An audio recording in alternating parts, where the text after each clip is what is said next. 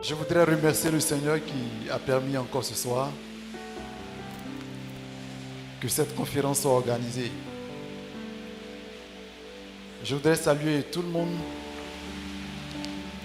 les bien-aimés, les frères, les sœurs, les hommes de Dieu, les évangélistes et particulièrement l'apôtre Assis qui a bien voulu m'inviter à cette conférence, je crois à laquelle il est maintenant.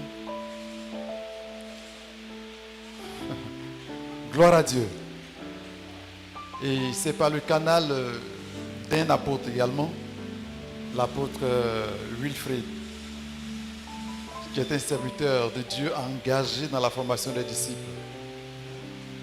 Et le Seigneur le soutient parce que au travers de lui, il y a des résultats qui s'opèrent. Il est un modèle pour la formation des disciples, je dirais en Côte d'Ivoire, parce que depuis que nous avons commencé, quelqu'un qui produit de tels résultats, nous n'avons pas encore rencontré véritablement. Il n'est pas là ce soir. Je voudrais qu'on acclame le Seigneur pour lui.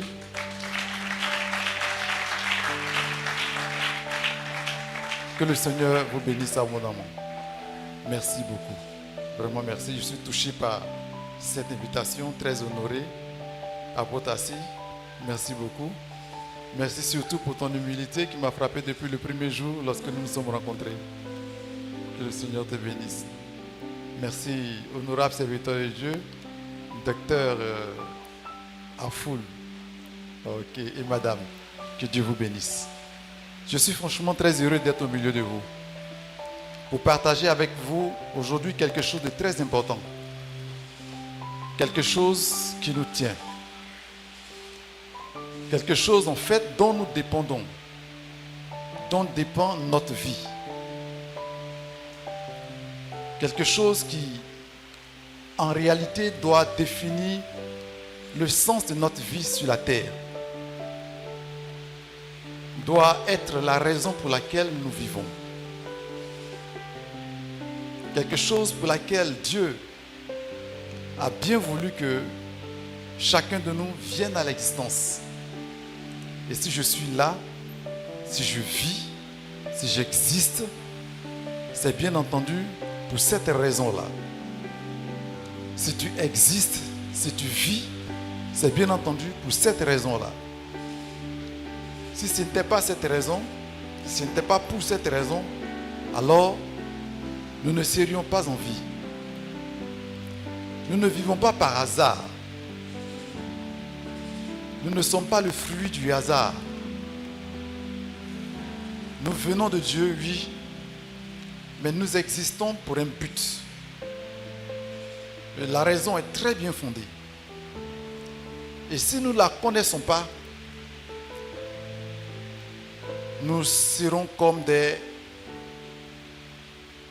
Je ne sais pas à quoi comparer.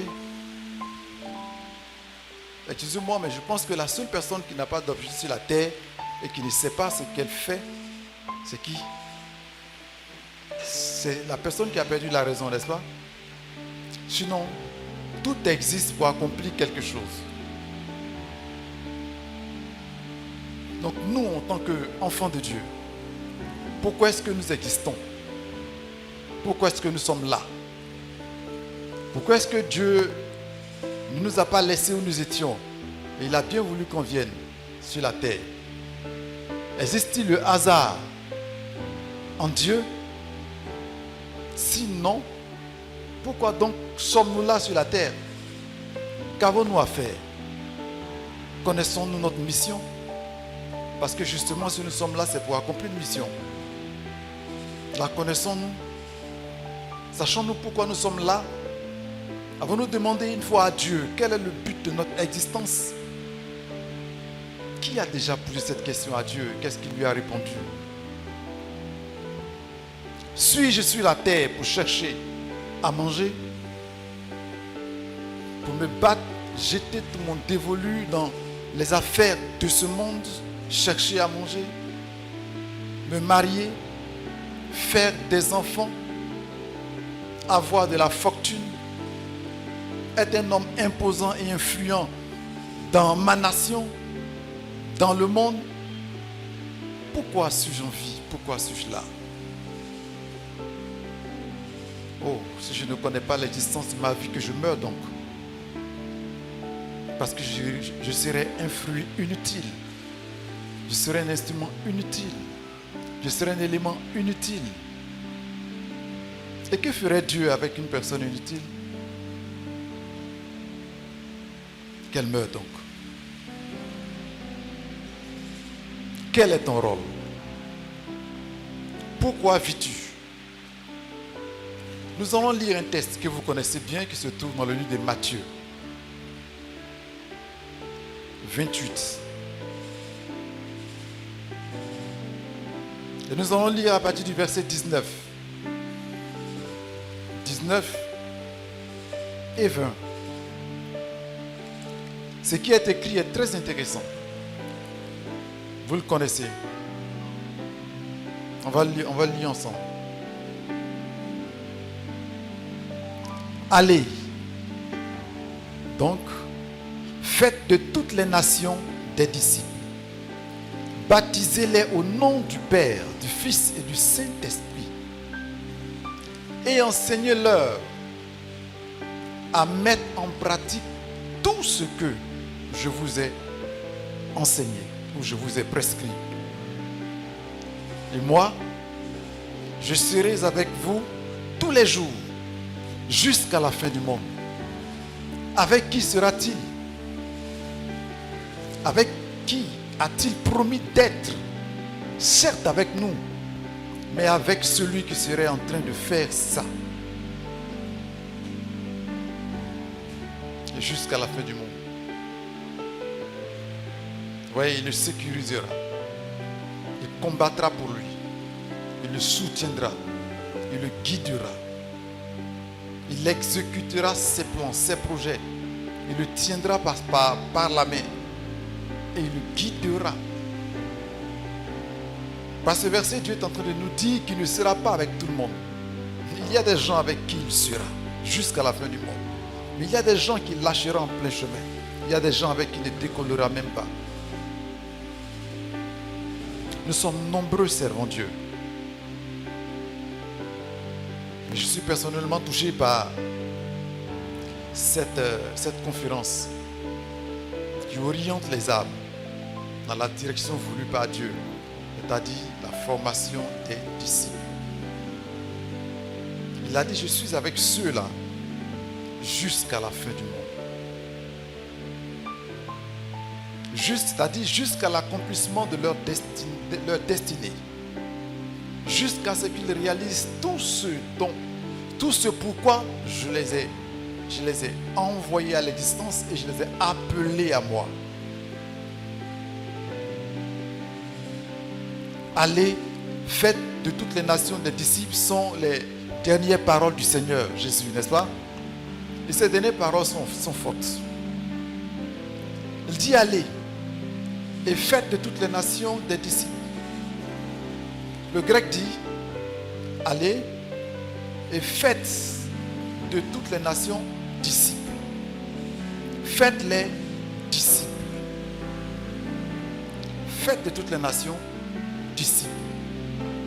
Donc on fait quelqu'un disciple.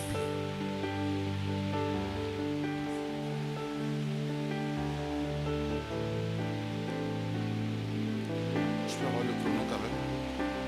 Le chrono devant moi.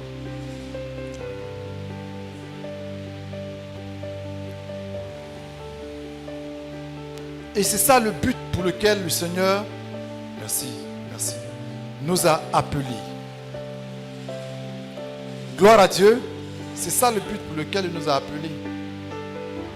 Allez, faites de toutes les nations des disciples, les baptisant. C'est-à-dire, en les baptisant et en les enseignant, on fera d'eux des disciples.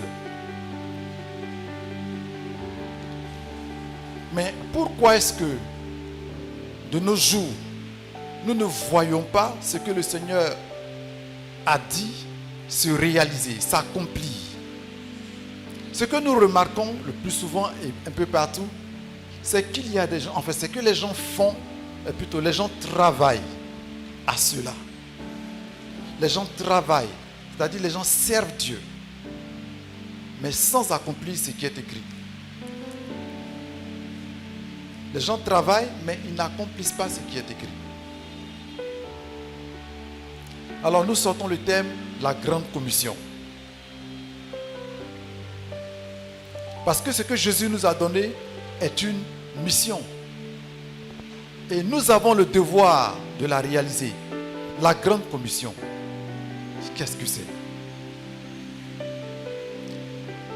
Vous le savez tous, c'est l'ordre que Jésus nous a confié d'accomplir sur cette terre. Et cet ordre dit quoi? Cet ordre dit de faire de tous les peuples des disciples. Vous voyez, les nations. Les nations, il s'agit des peuples. Quand on parle de nations, on parle des peuples. Donc de faire de tous les peuples. Les peuples de la Côte d'Ivoire, il y a plein de peuples en Côte d'Ivoire. De faire de tous les peuples des disciples. Et de continuer à faire de tous les peuples des disciples. C'est là la mission que le Seigneur nous a donnée. Et comme je le disais, malheureusement, ce n'est pas ce que nous sommes en train de voir. Et pourquoi cela est comme ça? Le cœur du Seigneur est beaucoup attristé.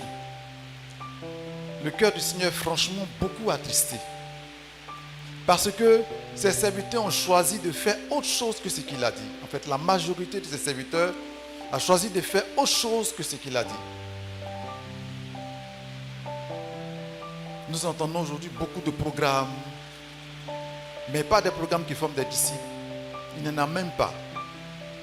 Beaucoup de programmes, beaucoup de programmes, beaucoup de programmes, il faut avoir du travail, il faut se marier, ce sont ces programmes quoi. On cherche à se marier, les prophéties sont données dans cette direction. J'ai beaucoup de réflexions quand même à ce niveau parce que je me demande comment le Saint-Esprit oriente les choses à ces personnes-là, sans jamais leur orienter les choses qui concernent la vérité sur la formation des disciples.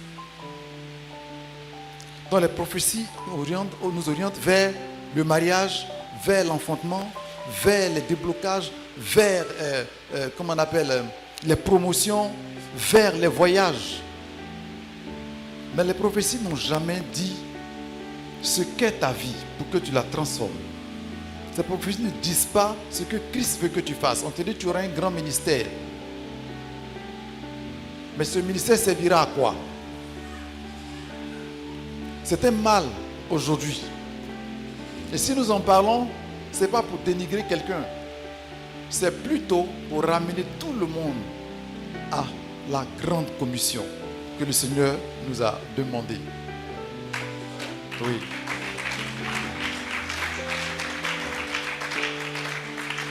Celui qui n'est pas en train de réaliser, d'accomplir la grande commission est en total déphasage par rapport à la mission qu'il nous a confiée. On peut tout faire. On peut tout faire. On peut rassembler de grandes foules. On peut donner de fortes prophéties. On peut relever les paralytiques. On peut relever les morts. On peut faire disparaître les maladies. On peut manifester des miracles extraordinaires.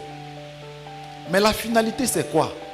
Tout ça accomplit quoi comme but?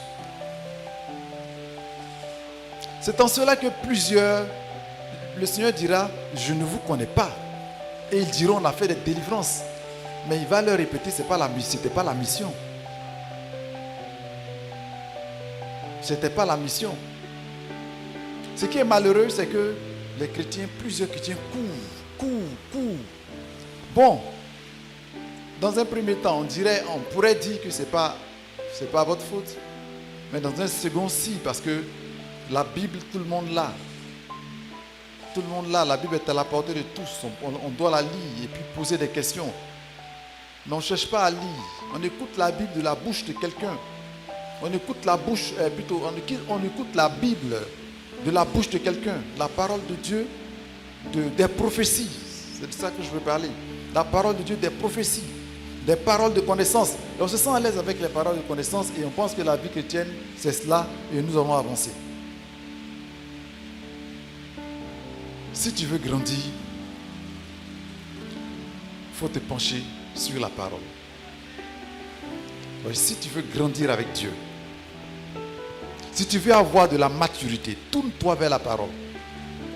Dis à Dieu, pourquoi m'as-tu envoyé sur la terre? Que dois-je faire? Pourquoi je fais quoi à l'église? Quel est mon rôle? Parce que là, beaucoup viennent, ils s'en vont, ils reviennent, ils repartent, ils reviennent, ils repartent, ils reviennent, ils repartent, ils reviennent, ils repartent, ils reviennent, ils repartent, ils reviennent, ils repartent. Ils ne sans jamais se poser la question, mais au fait, pourquoi je viens à l'église? Sans jamais se poser la question, à savoir pourquoi, Seigneur, quel est mon rôle? Je dois faire quoi? Le Seigneur t'a envoyé à lui, t'a envoyé à l'existence d'abord, et t'a envoyé à lui pour que tu sois un instrument entre ses mains pour accomplir ça, la grande commission. Faire de toutes les nations des disciples. Nous allons lire Éphésiens chapitre 4, du verset 11 au verset 15.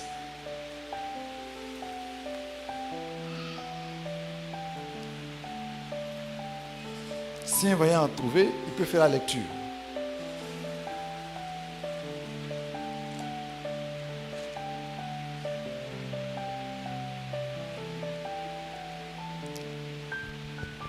Ok, je fais la lecture. La Bible dit, c'est lui qui a donné les uns comme apôtres, les autres comme prophètes, les autres comme évangélistes, les autres comme bergers et enseignants. Donc, pasteur et docteur. Donc, il a fait des dons à l'église. Vous voyez, ces 5 ministères, vous connaissez. Il a fait ces dons-là, ces dons d'hommes-là, à l'église. Il dit, Église, voici les dons que je vous offre. Voilà, vous avez l'apôtre, vous avez le prophète, vous avez l'évangéliste, vous avez le pasteur, vous avez le docteur. Voici les dons que je vous donne. Et chaque don regorge de beaucoup de capacités, beaucoup de potentialités et même beaucoup d'autres dons.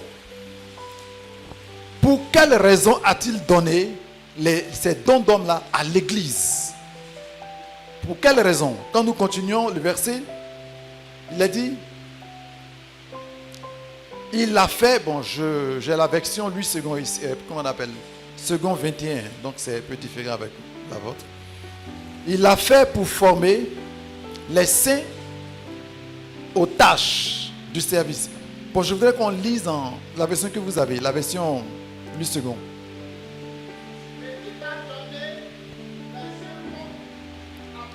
Oui. Oui.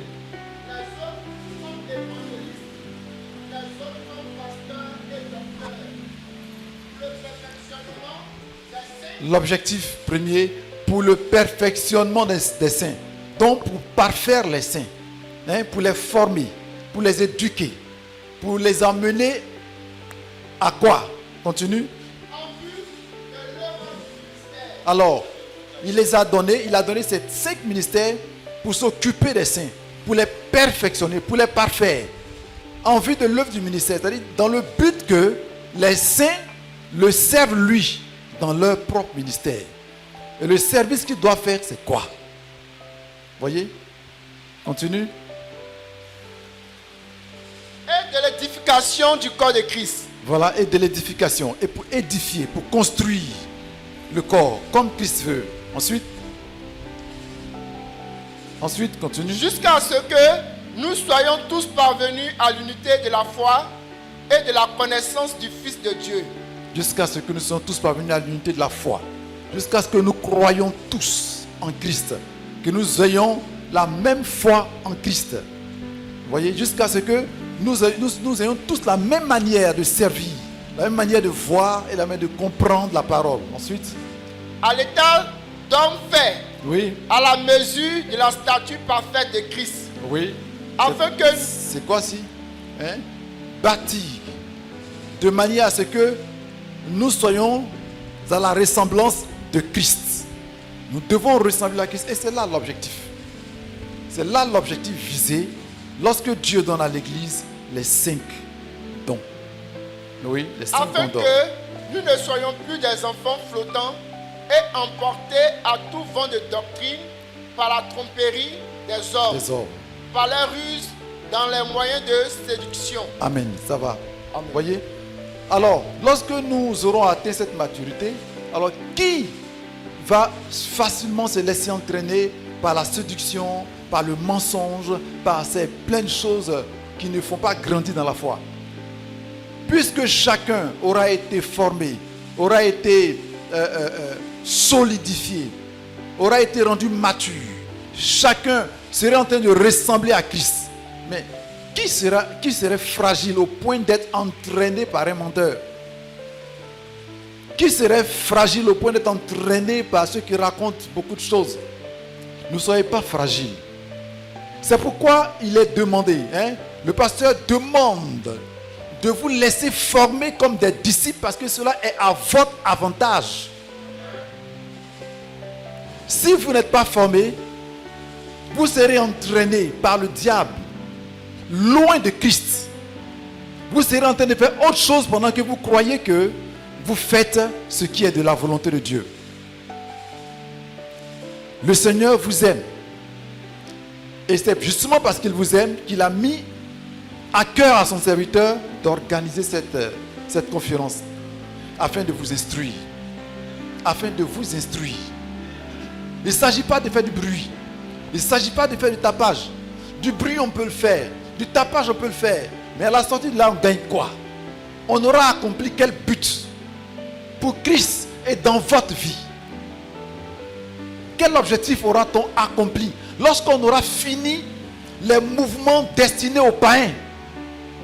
Oui, j'ai dit aux païens. Parce que c'est démonstration de puissance. Nous les faisons. Moi, j'en fais. Mais c'est des choses qui sont destinées aux païens. C'est des choses qui sont destinées à l'évangélisation. Malheureusement, dans les grandes rencontres, c'est les chrétiens seulement qui sont là. Les âmes inconverties n'y viennent pas. Et les miracles sont devenus pour les chrétiens. C'est eux qui marchent, c'est les paradis chrétiens qui marchent, c'est les aveugles chrétiens qui voient, c'est les boiteux chrétiens qui marchent. Aucune âme n'est touchée pour se convertir. C'est eux qui se donnent toujours, c'est eux qui se convertissent, les mêmes chrétiens. Regardez un peu les statistiques et vous allez voir ce que nous sommes. Moi j'ai des larmes à chaque fois que je m'approche de Dieu. Donc ces statistiques-là, ça me révolte franchement. On veut des miracles, on veut des miracles, on veut des miracles. Je suis arrivé dans une église, j'ai donné un premier. On a prié pour les gens le premier dimanche, le deuxième, le troisième. J'ai dit ça ne vaut pas la peine, ils sont les mêmes, ils sont assis. Ils vont faire quoi les miracles? Ce n'est pas pour eux que ça est là. C'est pour les païens, c'est pour que... Les miracles sont des dons de dissuasion. Afin que le païen se donne à Jésus. Quand il voit, il reconnaît, il voit la grandeur de Christ et il accepte. C'est pour ça que Dieu veut t'utiliser dans les miracles.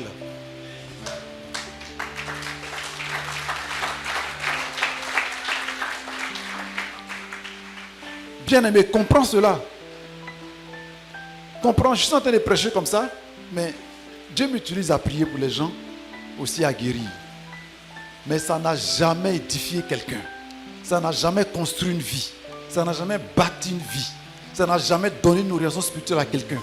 Ça n'a jamais montré l'orientation spirituelle à quelqu'un.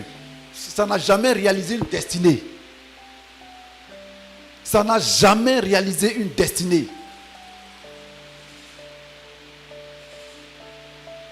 Quand Dieu nous ouvre une porte matérielle et nous bénéficions d'une bénédiction matérielle, on dit nous sommes bénis, mais vraiment tu es béni, tu es béni. Non. Tu viens d'être matériellement béni. Mais sinon tu es béni depuis le jour où tu as donné ta vie à Jésus. Tu n'as rien à voir avec le reste du monde. Tu es particulier. Parce que tu es connecté à celui qui a fait les cieux et la terre. C'est ton Père. tu es différent du reste du monde. Donc déjà, tu es béni. Et tu marches avec la bénédiction. Un enfant de Dieu marche avec la bénédiction. Même dans ces moments les plus difficiles, dans ces épreuves les plus dures, cet enfant de Dieu, Satan ne peut rien contre lui. Il prie pour quelqu'un, la personne sera guérie. Pendant qu'il souffre, qu'il n'a pas encore reçu ce qu'il a, mais Dieu l'appelle son ami et Dieu l'utilise puissamment. Vous voyez ça? Alors ne vous inquiétez pas pour ces choses-là. Dieu vous les donnera. N'est-ce pas ce qu'il a dit dans Matthieu 6, 31? Il dit quoi? Il a dit dans Matthieu, dans le verset 33, il dit: recherchez premièrement le royaume et la justice de Dieu, et toutes choses vous seront données par-dessus. Le royaume et la justice de Dieu, c'est celui-là. Faites des disciples. Faites des disciples. En fait, d'abord, laissez-vous transformer en disciples. Le problème des chrétiens, c'est quoi? On parle de faiblesse spirituelle. On parle de toutes ces choses-là. Faiblesse spirituelle. La faiblesse spirituelle, elle vient d'où? Quand on parle de mort spirituelle, on parle de faiblesse spirituelle, elle vient d'où? Elle vient d'un manque profond d'engagement. Oui, lorsque le chrétien n'est pas engagé à faire l'œuvre du Seigneur, bien évidemment, il sera faible. Il sera faible. Vous voyez? Il y a un véritable manque d'engagement à servir le Seigneur. Les gens viennent aujourd'hui. Un mois plus tard, on ne les voit plus. Ils viennent aujourd'hui.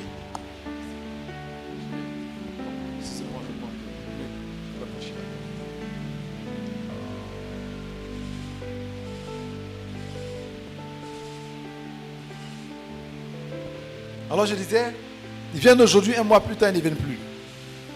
En fait, ce sont des gens qui n'ont pas compris pourquoi ils viennent à l'église. Ce sont des gens qui n'ont pas compris pourquoi ils ont donné leur vie à Jésus. Le pasteur a organisé des groupes pour vous former. Des gens venaient, ils arrêtent de venir. En fait, ils ne savent même pas pourquoi ils sont nés, quoi. Et qu'ils sont nés en Christ. Ils ne savent même pas pourquoi le pasteur organise. Ils ne comprennent pas pourquoi il s'évertue tant pour faire ça. Bon, je vais vous poser une question. Quel est le but de votre existence? À l'église là, tu viens chercher quoi? Parlons comme ça. Il n'y a rien d'autre que Dieu veut que tu fasses. Tu dois former les disciples. Mais pour y arriver, laisse-toi former. Parce que le disciple, c'est un autre nous-mêmes. Si tu ne l'es pas, tu ne peux pas en faire un autre. C'est clair. C'est un disciple qui fait des disciples. Si tu n'es pas un disciple, tu ne peux pas faire un disciple. Tu veux être maître spirituel. Mais si tu n'es pas un disciple ou bien une disciple, tu ne peux pas former une autre ou un autre. Parce que tu vas lui transmettre ton mauvais caractère, ton mauvais comportement, ton langage blessant, ta colère, ta rancune. C'est ce que tu vas lui transmettre. Parce que toi-même, tu n'as pas appris à te soumettre. Tu n'as pas appris à t'abandonner dans les mains de quelqu'un qui va te former. Et puis tu deviens maman spirituelle. Enlève ce nom-là sur toi. Non, tu ne le mérites pas. C'est des choses très importantes. C'est très importante. Un fils spirituel, il est vraiment fils spirituel, on bâtit. Mais qui va le bâtir? Celui qui va le bâtir, c'est celui qui s'est laissé former. Celui qui va le former, là, c'est celui-là qui s'est laissé former. Celui qui s'est laissé comme fils. Comme fille, ou celle qui s'est laissée comme fille. Qui s'est laissé former. Quand on dit qui s'est laissé former, qui a appris ce qu'on appelle l'obéissance. Qui a appris ce qu'on appelle la soumission. Qui a appris ce qu'on appelle l'humilité. Qui a appris ce qu'on appelle le rabaissement et le service. Il y a un homme de Dieu qui me marque particulièrement dans la Bible. Son nom, je vais le décrire et vous allez le connaître. Il n'était pas dans le grand conseil du leader. Il n'était même pas, il n'avait pas une responsabilité, il n'avait aucune responsabilité dans le royaume. Dans le peuple, il n'avait aucune responsabilité. Sa seule responsabilité, il se l'est donnée lui-même. Il venait auprès de son père spirituel, il attrapait son sac. Et il le suivait partout pour le servir. Il ôtait ses souliers. Je vais faire un développement. Il lavait ses habits. Quand son père allait en retraite, il partait avec lui. Même s'il ne jeûnait pas, mais il était là pour le servir, pour se laisser envoyer.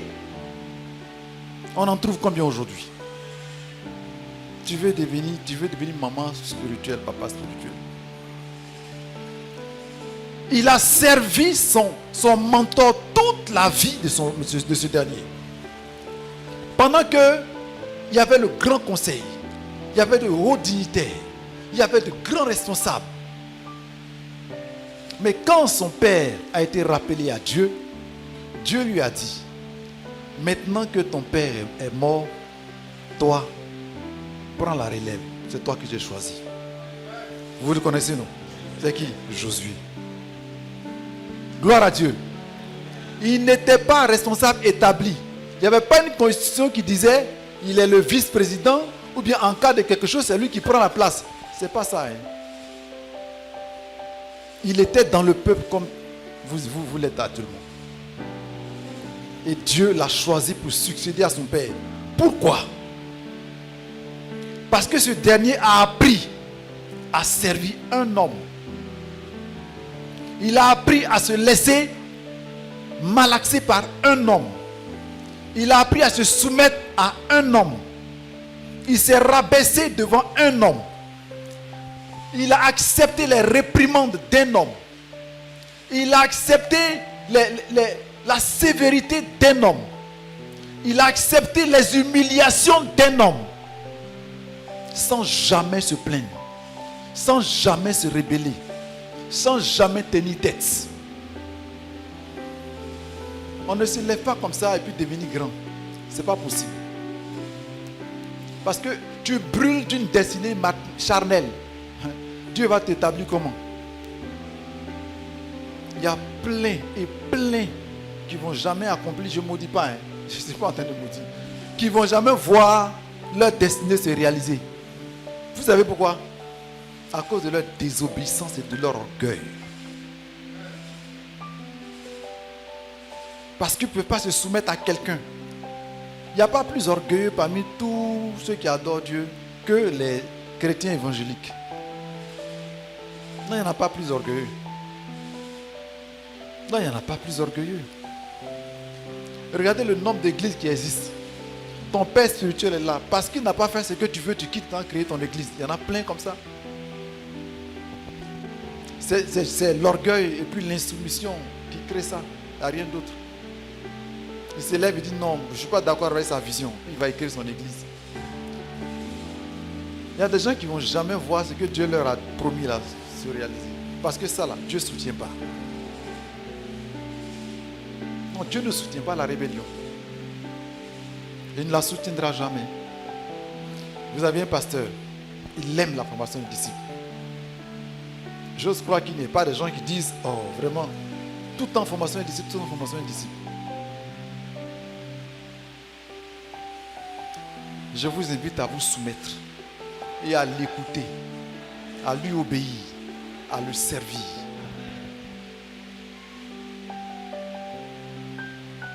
J'ai des pasteurs, je dis bien des pasteurs. Hein.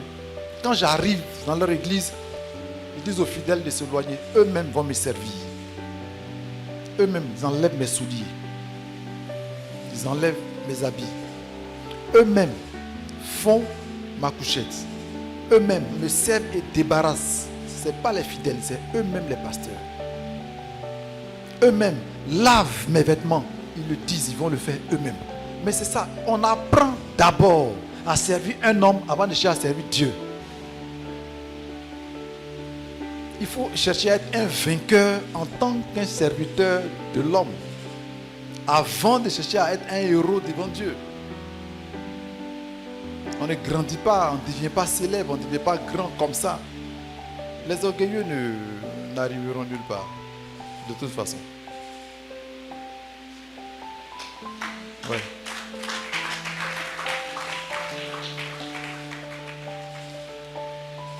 Dans votre pensée, dans vos cœurs, vous devez brûler de former des disciples. C'est la seule activité à laquelle Dieu nous a appelés. Il n'y a pas deux. Lisez la Bible. Depuis l'ancienne alliance jusqu'à la nouvelle, c'est des disciples qu'on forme. Élisée a été formé auprès d'Élie, n'est-ce pas? Josué auprès de Moïse. Ceux qui ont voulu se rebeller, la terre les a avalés. Géasi, il y a des Géasi aujourd'hui, plein. Vous voyez l'histoire de Géasi? Un disciple d'un homme grand. Donc quand tu n'as pas la crainte de Dieu, c'est terrible. Hein? Tu vis auprès d'un homme comme Élisée et puis tu voles. Non, Géasi, il est courageux. Hein? Parce que je ne peux pas vivre auprès d'un homme comme ça, qui voit dans l'invisible. Et puis je vais aller jouer au faux. Regardez ce qu'il a fait. Il dit, bon, mon maître a ménagé Naaman. Moi, je ne le ferai pas. Je ne laisserai pas Naaman. Naaman était sur un char. Naaman est parti. Mais Géasi a couru, il a rattrapé le char de Naaman. Il est fort. Il est fort. Quelqu'un sur un char, toi tu es à pied, puis tu le rattrapes. Avec les chevaux sont en train de courir. Hein. Mais Géasi a tapé. Quand c'est ton désir, c'est pourquoi Jésus dit, là où est ton trésor, là où se trouve ton cœur. L'ardeur dont il brûlait là, l'a amené à faire l'impossible. Mais l'impossible dans le mal. Géasi, il est fort. Quand j'ai réfléchi à Géasi, non, il est fort.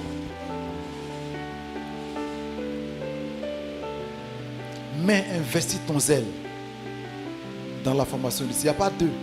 Depuis ce jour-là, la Bible n'a plus mentionné le nom de Géasi jusqu'à la mort d'Élisée. La Bible n'a plus mentionné. On ne mentionne plus, on n'a plus jamais mentionné son nom. Dieu l'a mis à l'écart. Vraiment, il ne faudrait pas que tu te laisses mettre à l'écart. Servant de Dieu. Hein? C'est vous, j'appelle comme ça. Serviteur de Dieu. Ne vous laissez pas mettre à l'écart.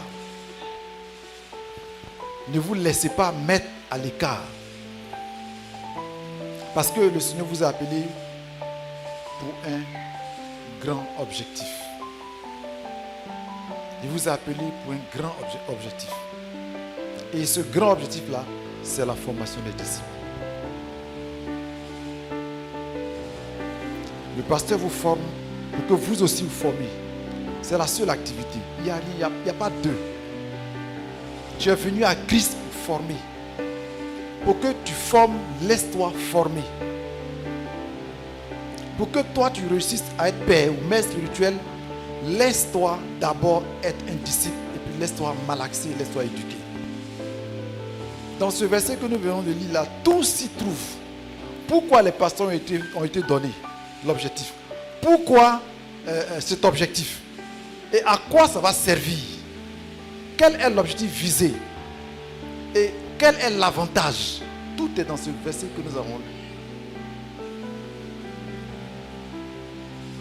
Les pasteurs, il y en a qui disent non, moi je suis prophète, je ne suis pas pasteur. Je ne sais pas franchement ce que ça veut dire. C'est-à-dire, eux, ils ne sont pas là pour enseigner. Ils sont là pour donner seulement la révélation. Ça n'existe pas. Je ne sais pas comment ces gens la comprennent, ils lisent la Bible. Il a donné les dons. Les saints ont un seul rôle.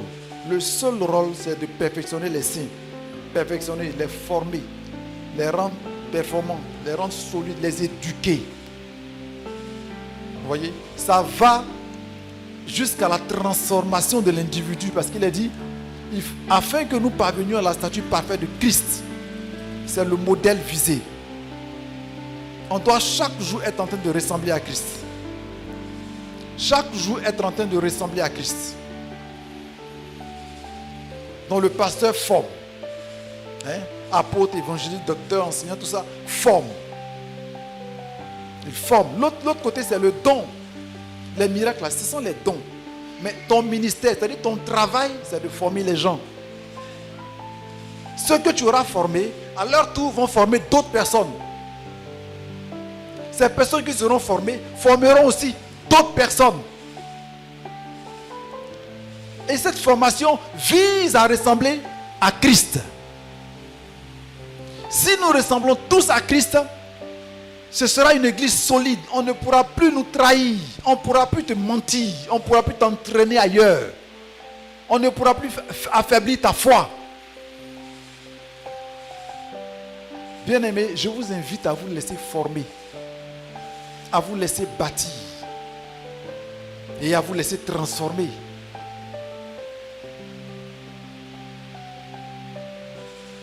Je vous invite à cela. Parce que c'est pour ça que Christ est mort. C'est pour former les disciples qu'il est mort. Jésus demande qu'on forme des disciples. Pourquoi est-ce qu'on doit former des disciples? Pourquoi que Jésus veut que ce soit des disciples qu'on forme? Former les peuples en disciples. Ça, c'est ce que le grec dit. Former les peuples en disciples. Pourquoi est-ce qu'on doit les former? Pour accomplir la grande commission. Le disciple est formé pour accomplir la grande commission. Parce que c'est seul le disciple qui peut accomplir la grande commission. Plusieurs y travaillent. Quand je dis plusieurs y travaillent, ce sont nos cultes qu'on fait là. Les cultes, on fait les cultes, on dit, on danse, on chante, on danse, on donne les révélations, on est content, on évangélise, même des âmes viennent et puis bon, on s'en va. Ça, c'est travailler à la grande commission, ce n'est pas l'accomplir. Le Seigneur demande de l'accomplir. Et donc les disciples sont formés pour l'accomplir. Et c'est seuls les disciples qui peuvent accomplir la grande commission. Et le Seigneur ne compte que sur les disciples pour accomplir la grande commission. Mais donc qu'ils soient formés. Qu'ils soient formés. S'ils ne sont pas formés, la grande commission ne sera jamais accomplie. Laisse-toi former. Oui, dis à ton frère et ta soeur, laisse-toi former. Laisse-toi former. Bien-aimé, Jésus compte sur toi. Jésus compte sur toi. C'est parce que les apôtres l'ont fait qu'aujourd'hui nous avons reçu l'évangile. Si les apôtres ne l'avaient pas fait, l'évangile ne serait pas parvenu jusqu'à nous. C'est en cela qu'on demande l'engagement. Et c'est la partie la plus alarmante qui est là. L'engagement. Vous voyez? L'engagement. Avant de parler de l'engagement, je pose encore cette question qui est importante. Pourquoi est-ce que ce sont les disciples qui doivent gagner le monde? Pourquoi est-ce que ce sont les disciples? Donc je dis vraiment pourquoi est-ce que Dieu veut qu'on forme des disciples? Parce que c'est eux qui vont gagner le monde. Mais pourquoi est-ce que ce sont les disciples qui doivent gagner le monde? Pourquoi c'est eux qui sont capables de gagner le monde? C'est là qu'il y a aussi beaucoup de larmes. Parce que tous les disciples sont à l'image de Jésus. C'est pourquoi c'est eux seuls qui sont qualifiés pour affronter le monde. Un adultère ne peut pas affronter quelqu'un. Un colérique ne peut pas affronter. Tu vas former qui? Un rancunier, tu vas former qui? Une personne qui a plein de dettes sur elle. Tu arrives dans le quartier net, tout le monde connaît, on sait que lui là, il est rempli de crédit.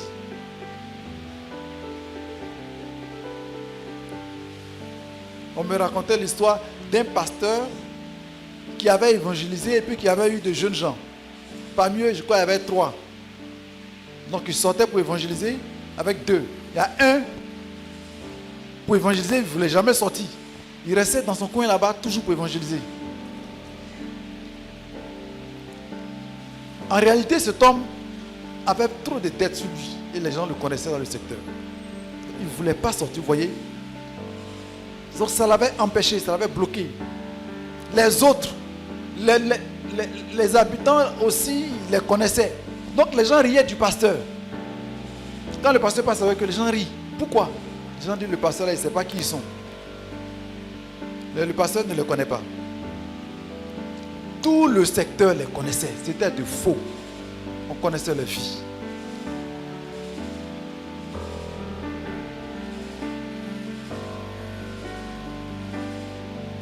C'est celui qui a l'image de Jésus. C'est lui qui peut affronter les autres. Sinon, tu ne peux pas. La colère, la rancœur, c'est des choses qui doivent quitter. La fornication, c'est des choses qui doivent quitter. Les murmures et les critiques, c'est des choses qui doivent quitter. Parce que ça tue.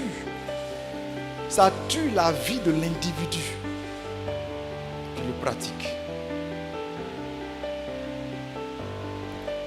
Gloire à Dieu. Donc le Seigneur veut que ce soit les disciples qui gagnent le monde parce que le disciple est celui qui lui ressemble. C'est ce qu'il a dit. Il dit, faites les disciples, en les baptisant et enseignez-leur à observer tout ce que je vous ai prescrit.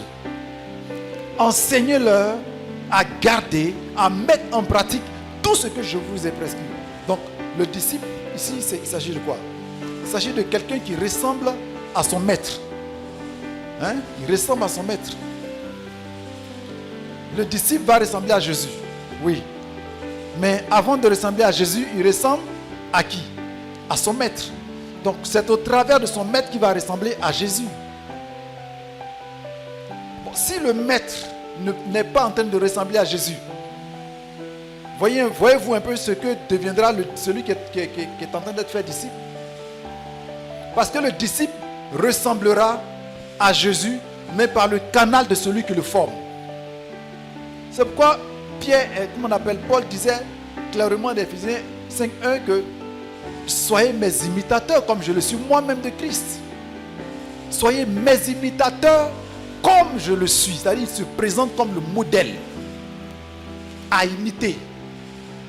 Donc, si tu ne ressembles pas à Christ, tu ne vas pas permettre à la grande commission d'être accomplie.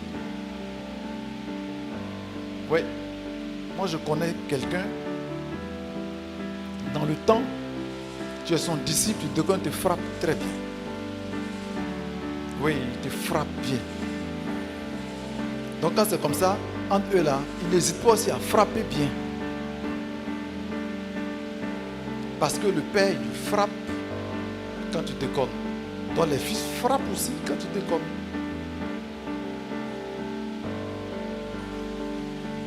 Mais c'est ça la transmission. On forme toujours un autre nous-mêmes. La formation, c'est ça. C'est produire un autre soi-même. Est-ce que tu veux former des disciples? Je dirais premièrement, est-ce que tu veux te laisser former? Est-ce que tu veux te laisser bâtir? Le Seigneur a l'œil sur toi et le Seigneur te regarde. Est-ce que tu veux te laisser former? Est-ce que c'est sincère, amen? Est-ce que cet amen que j'entends est vrai?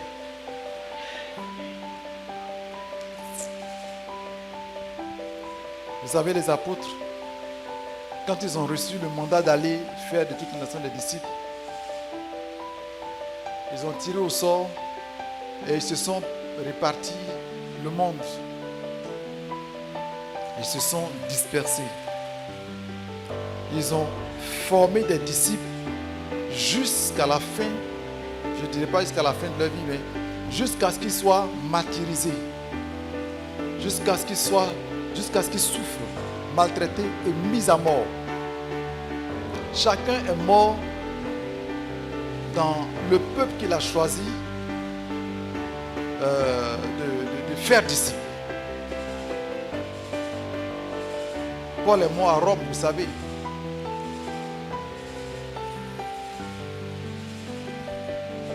Thomas est mort en Inde. J'ai la liste. Je ne l'ai pas à cœur, je ne l'ai pas dans la tête. Mais chacun d'eux est mort quelque part. Je vous enverrai la liste bien demain. Jean, certes, il est mort d'une mort naturelle, mais après avoir été torturé, ils l'ont jeté d'abord dans de l'huile chaude. Il n'a rien reçu, c'était comme de l'eau, il est ressorti. Sans aller le déposer à Patmos.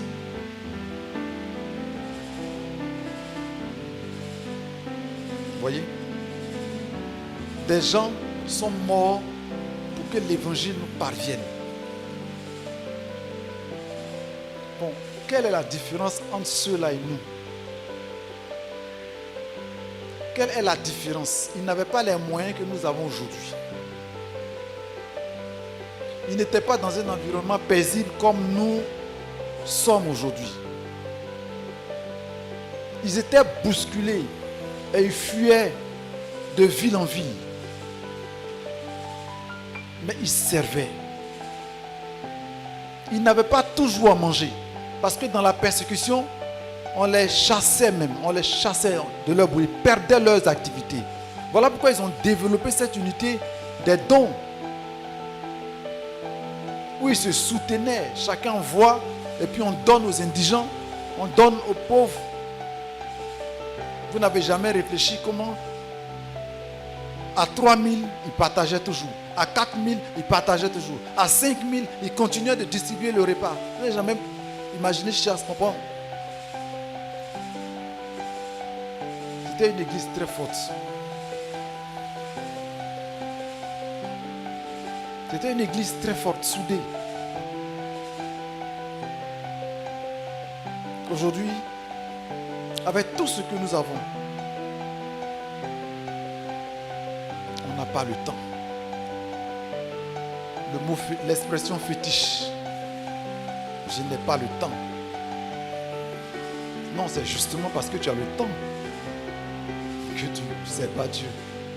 Parce que quand le temps te sera arraché, il y a 2 endroits où tu pourras te retrouver, 2 seulement.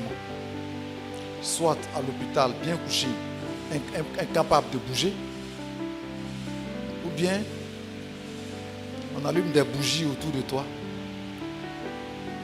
Et puis on appelle quelqu'un, veut faire la dernière prière. C'est les 2 endroits. C'est parce que tu as le temps que tu vas au travail. Tu viens, tu vas, tu viens, tu vas, tu viens. Celui qui n'a pas le temps, il est sur le lit à l'hôpital, il agonise. Lui, il n'a plus le temps. Ces 24 heures ne lui appartiennent plus. Dieu t'a donné 24 heures comme il m'a donné 24 heures. Non, dites-moi, bon, je ne sais pas, hein, comme la connaissance est vaste, je ne connais pas tout le monde. Qui n'a pas eu 24 heures aussi, autant que moi, et puis autant que le pasteur? À qui Dieu n'a pas aussi donné 24 heures? Ah bon, donc Dieu a donné 24 heures à tout le monde. Donc tout le monde a le temps. Il faut comprendre que c'est pour lui, c'est pour Dieu que nous vivons. Je l'ai dit, hein, c'est pour Dieu que nous vivons.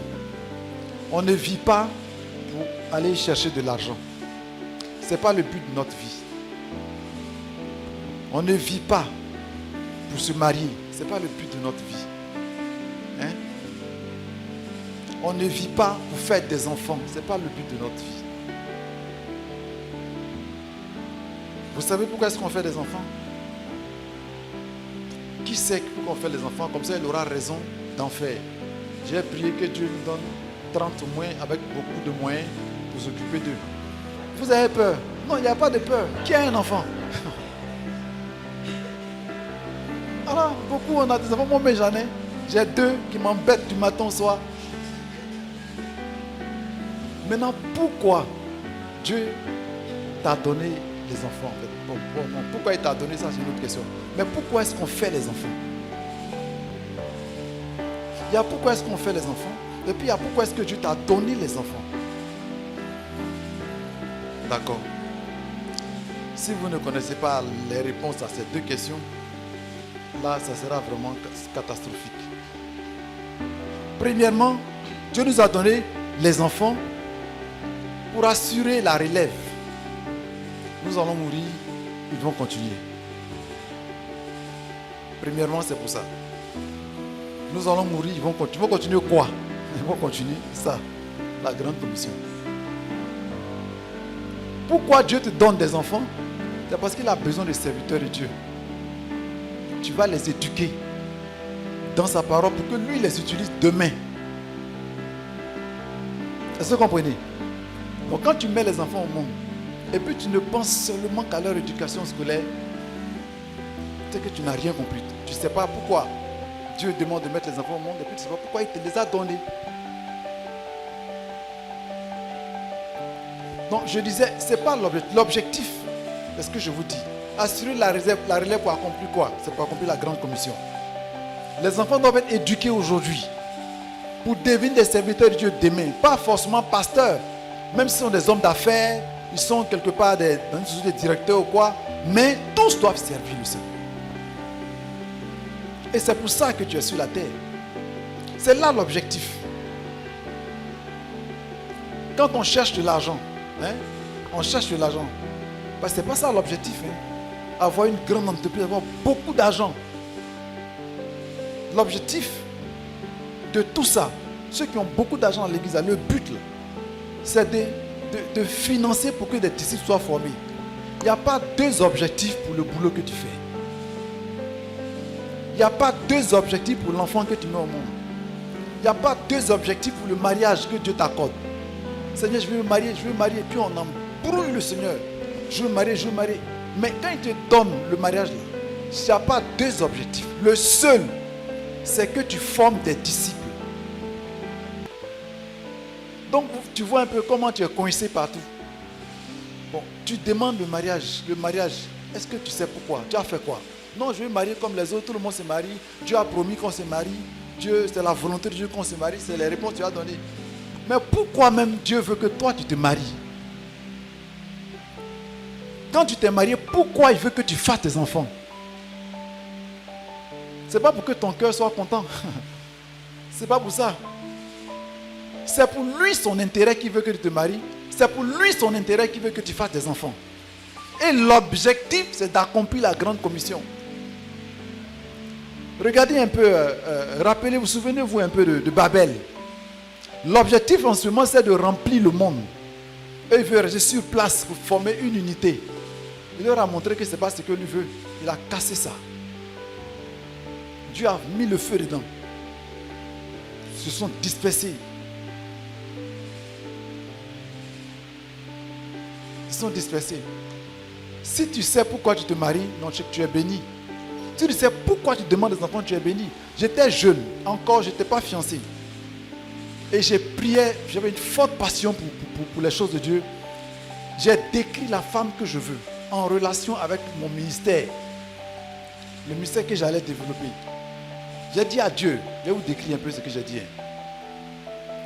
J'ai dit, je veux une femme qui sourit bien, parce que je veux qu'elle accueille tout le monde dans la maison.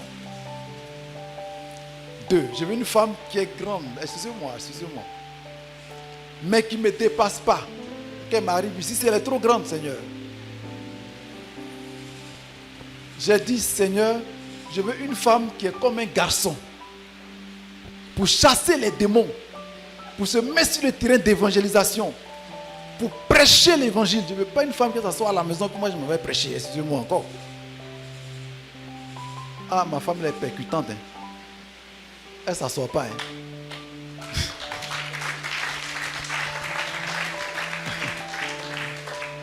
Elle est pasteur. On était dans une dénomination, elle a écrit sa lettre d'appel, puis elle a tendu au pasteur. Le pasteur a tremblé parce que c'était la première fois qu'une femme lui tendait une lettre d'appel. Il lui a dit, vraiment, moi je reconnais ton ministère, mais ici là tu ne peux pas servir. Donc Dieu lui-même va nous enlever après, sans bruit, sans qu'on ne force quoi que ce soit.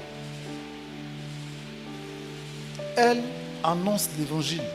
Elle est plus, quand elle prend le micro, moi je suis calme, moi je suis arrêté là-dessus. Elle n'est pas s'arrêter comme ça. Quand elle fait, moi elle fait la délivrance tranquillement. Elle ne fait pas la délivrance tranquillement. Oui, j'ai dit, il y avait femme comme garçon, non? C'est ça. Non, elle est remplie d'autorité. Et puis je la regarde et je suis content. Je dis, voilà Seigneur, c'est ça là que je voulais. Parce que le ministère là, ça doit bouger. C'est ça. En fonction de mes... Pourquoi je voulais me marier, je l'ai dit à Dieu. L'œuvre, on doit le faire, on doit la faire ensemble. Maintenant, j'ai dit à Dieu, je veux des enfants. Mais j'ai dit, je ne veux pas n'importe qui. Je ne veux pas beaucoup d'enfants, parce que je ne veux pas des plenichards derrière moi pour m'empêcher de te servir. Donne-moi au minimum 2, au plus 3. J'ai eu 2. J'ai prié pour avoir 3, ça ne vient pas. J'ai dit, bon, c'est pas grave. Il sait que j'ai adressé une tête prière à Dieu. Ça, c'est pas un problème. Oui. J'ai dit, bon, ils sont 2 garçons, on me fatigue bien. J'ai dit, je veux une fille. J'ai pris quand même. J'ai dit, bon, c'est bon, Seigneur. Parce que, en fait, c'était juste pour m'amuser, quoi. T'as dit une petite fille qui est là et puis on s'amuse, sinon. Là, j'étais en train de quitter l'objectif. Vous voyez un peu. Et le Seigneur m'a donné 2 voyants. Parce que Dieu nous a beaucoup éprouvés. J'ai expliqué au pasteur, on a fait 12 ans, ma femme et moi, avant d'avoir un enfant. 12 ans. Donc après 12 ans, 2 enfants, il a bouclé la boucle. Et j'ai dit à Dieu, depuis que j'étais fiancé, mais je n'étais pas encore fiancé. J'ai dit, rassure-toi Seigneur, que les enfants que tu vas me donner vont rentrer au ciel. Dans le cas contraire, laisse-moi stérile. Je ne veux pas d'enfant qui va rentrer en enfer. Les enfants que tu vas me donner là, il faut que ce soit certain qu'ils rentrent au ciel avec moi. Il faut qu'ils entrent au ciel. Ça veut dire quoi? Il faut qu'ils soient enseignables, il faut qu'ils soient éducables. Il faudrait qu'ils comprennent les conseils et qu'ils marchent dans la volonté de Dieu. Là, quand je les regarde comme ça, non, je sais que ceux-là, ils vont rentrer au ciel, il n'y a pas de problème. Donc, je leur enseigne la parole de Dieu. Ouais, on a des moments, il y a un qui a 8 ans, puis un autre qui a 6 ans. Nous, on récite les versets. Il récite 10 versets. Il récite 10 versets. Il récite 10 versets. Raconte une histoire. Je pose, je fais l'essai. Mélange. Et je prêche beaucoup l'Apocalypse, à tel point qu'ils aiment ça. Parce que l'Apocalypse, c'est le retour de Jésus. C'est aller en enfer, puis aller au ciel. C'est ça qui fait peur aux enfants. Ouais.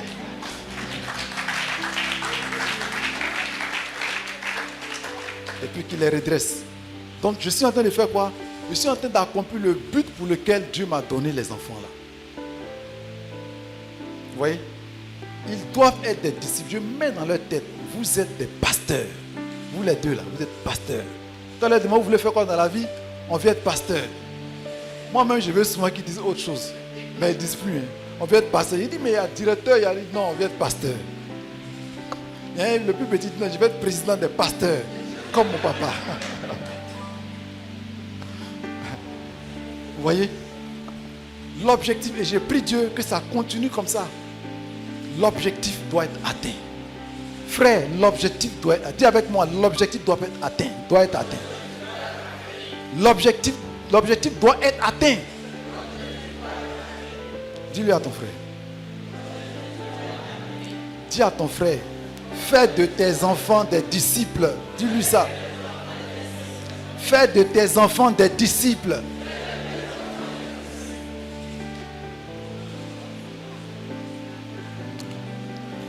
Gloire à Dieu. Non, on ne vit que pour ça. Frère, motive-toi à l'église. Il n'y a rien d'autre. On ne fait rien d'autre que ça. Si tu fais ça seul, ça seulement, mais c'est tout le cœur de Dieu, tu auras gagné. C'est tout le cœur. L'œuvre de Dieu là, ce n'est pas miracle, parole de connaissance. Non. Moi j'en livre. Mais je ne me presse pas. Des gens sont venus me dire, mais ton ministère, parce que j'avais commencé chaud. Des gens me disent, mais tu as laissé refroidir. J'ai dit, j'ai laissé refroidir quoi? Je marche dans la direction de l'Esprit de Dieu. Les miracles, ça ne construit pas.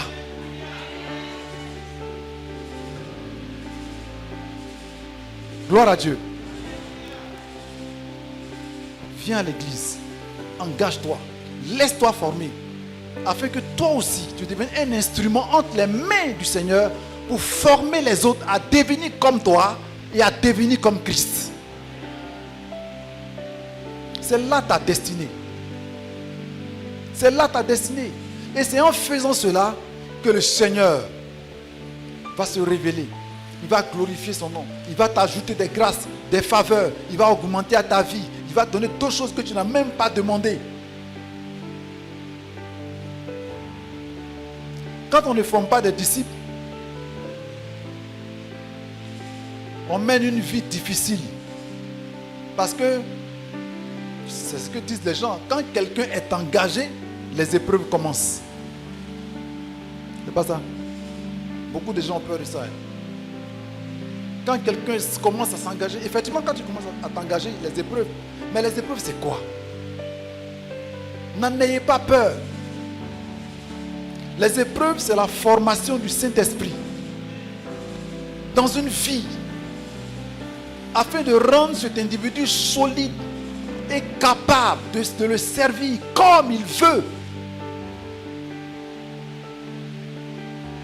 On ne connaît pas la persévérance. Aujourd'hui, le langage persévérance, là, on n'entend plus ça dans la bouche des chrétiens.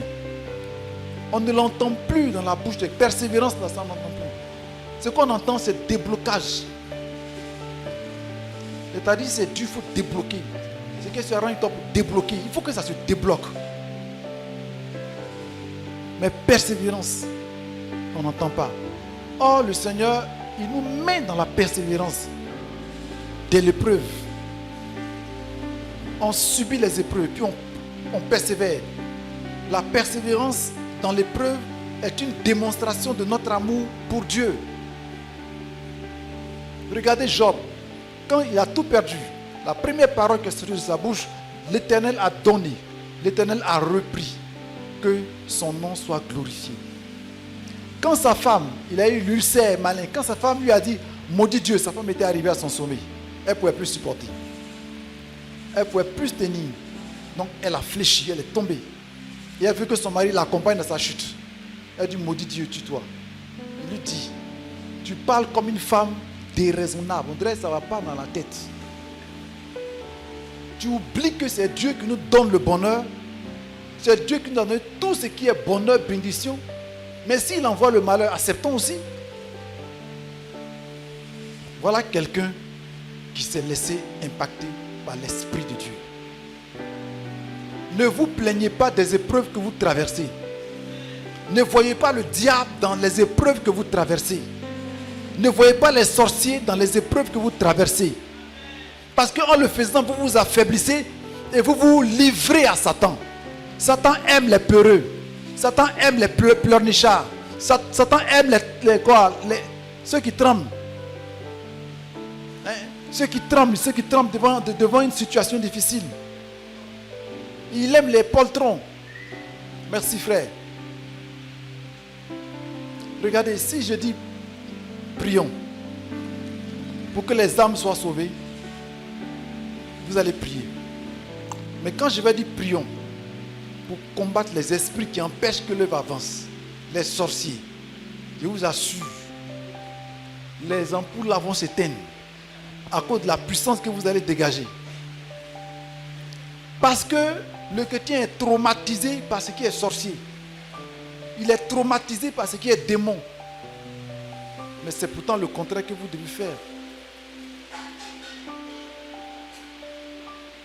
Bon, c'est tout ça. Quand on n'est pas engagé à former des disciples, parce que la formation des disciples, ça engage la transformation de l'individu à l'image de Christ. Quand on n'est pas engagé à cela, c'est comme ça, on lutte, on est effrayé par tout ce qui bouge autour de nous. Les gens ne veulent plus aller au village.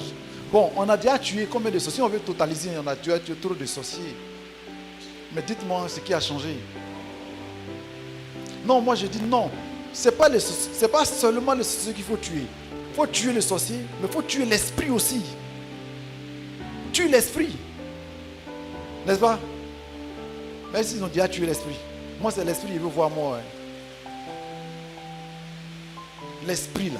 Le jour m'envoie le corps de l'esprit ici, on est délivré. C'est fini. Mais tuer les sorciers, c'est inutile. C'est un faux travail, puis c'est inutile. Les gens, il y a des gens méchants. Hein. Ils sont prêts à dire, mon papa il va mourir. Mais leur enfant, là, je n'entends pas dans les révélations. Hein. Ton enfant est sorcier, il n'a qu'à mourir, ça sort. Jamais. Qui a déjà dit, mon enfant est sorcier qu'il meurt? On dit non, il faut passer, il faut prier pour lui pour qu'il soit délivré. Mais quand c'est les autres là, il n'a qu'à mourir.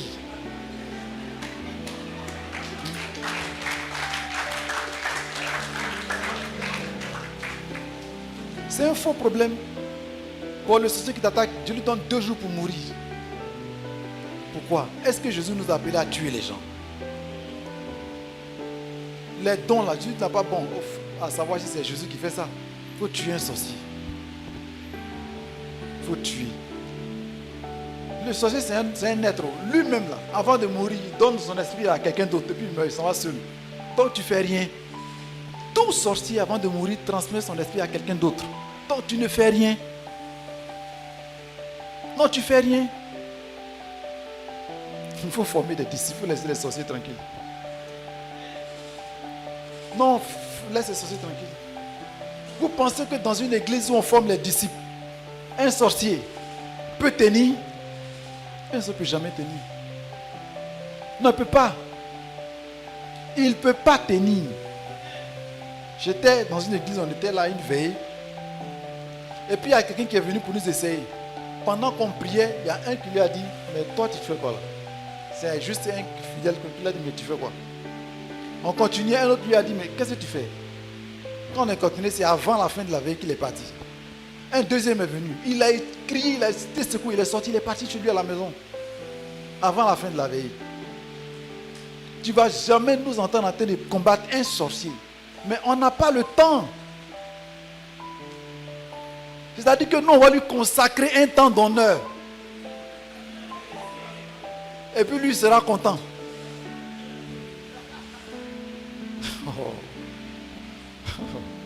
Souvent ça me fait rire. Donc moi je suis là, et puis à cause de lui, moi je coule la sueur quoi. Sors, allez, va, il brise. Il faut avoir du temps pour faire ça. Il faut avoir du temps. Frère, vous valez trop mieux que ça. C'est des combats. Non, laissez ça. La meilleure manière de vaincre le diable, c'est de l'ignorer. Quand tu sens sa présence, tu lui donnes un ordre, il recule. C'est le combat le plus facile de la vie chrétienne.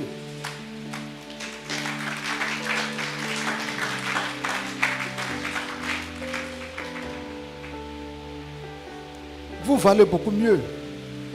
Vous valez beaucoup mieux. Vous valez beaucoup mieux. Engagez-vous à former des disciples. Engagez-vous. S'il y a quelque chose qui vous empêche de former des disciples, venez voir le pasteur. Expliquez-lui, pasteur, comment est-ce que je peux m'arranger? Parce que à chaque fois que je veux venir, voilà ce qui m'empêche, voyez ce qui m'empêche. Il va vous aider. Il va vous aider. Est-ce que vous voulez vraiment former des disciples? Vous êtes engagé? Je le saurai demain. Non, je le saurai demain. Ce soir, je ne dirai pas ce soir. Je ne suis pas venu pour faire des miracles. Je ne suis pas venu pour que des fibromes tombent. Des kystes et des myomes tombent. Non, je ne suis pas venu pour que les douleurs de ton dos quittent. Je ne suis pas venu pour que tes genoux guérissent. Non. Je ne suis pas venu pour que les maux de tête là, ça disparaisse. Non, je ne suis pas venu pour ça. Donc déjà, il faut le savoir quoi. Je suis venu pour que tu sois éclairé. Pour décourager ceux qui s'attendent au miracle. Ah oui. Pour décourager ceux qui s'attendent au miracle. Je suis venu pour ceux qui veulent servir Jésus. Ceux qui veulent, qui aiment Dieu et qui veulent le servir. S'il y en a, dites-leur de venir demain. Dites-leur de venir demain. Pour écouter la parole du Seigneur. Pour qu'après cette conférence, un zèle nouveau s'empare de chacun de vous. Dieu a un plan merveilleux pour chacun de vous. Et ce plan doit se réaliser. Je vais te demander une prière à faire. Tu vas te tenir debout. Et tu vas parler à Dieu de toi-même. Dis-lui que tu veux former des disciples. Dis-lui que toi aussi veux former des disciples. Dis-lui que tu veux former des disciples. Il faut commencer à parler à ton Père. Présente-lui tes faiblesses.